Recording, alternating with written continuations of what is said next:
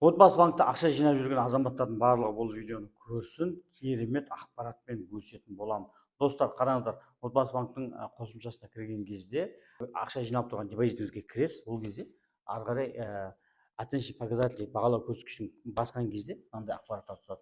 Мұнда қанша жиналғаны тұрады, сосын осталось, яғни қанша жинақтау керегі жазылып тұрады, накопление жинақталған ақшаңыз жазылып тұрады, сыйақы, вознаграждение және мемлекеттік сыйақы деді. Осы үш көрсеткіш, мына қалып 4 көрсеткіш көрсетіп тұрады. Енді достар, қараңыздаршы, енді логика бойынша мына жинап жатқан ақшаңыз, банктан қосылған ақшаңыз, мемлекеттік сыйлық арқылы осы үшеуін қосатын болсақ, мына ақша шығу керек. Енді қараңыздар, осы үшеуін қосайық. Міне, мына 1.028.900-ді 15.559 теңгені және 147.680-ді қосайық.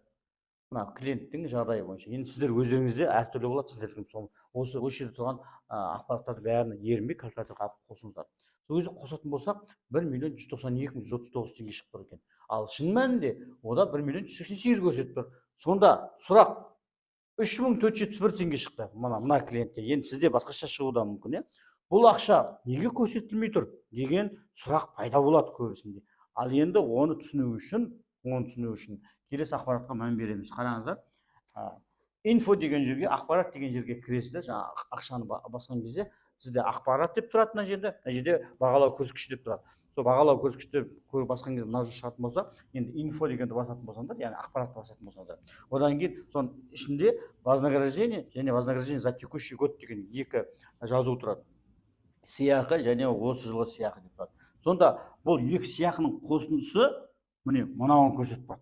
Мына жерде тұрған вознаграждение. Ал биылғы сыйақы 3.471, міне разницасы мынау болады. Яғни мына жердегі көрсетілген ақпарат биылғы сыйақыны көрсетілмей тұрғаны.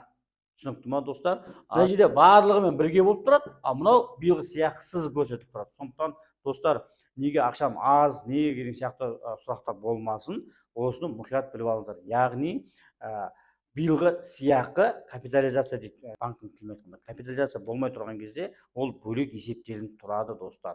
Осыны біле жүріңіздер. Осындай пайдалы ақпараттарды жіберіп алмау үшін менің берекелі ереке YouTube каналына міндетті түрде тіркеліп, комментарий жазып, лайк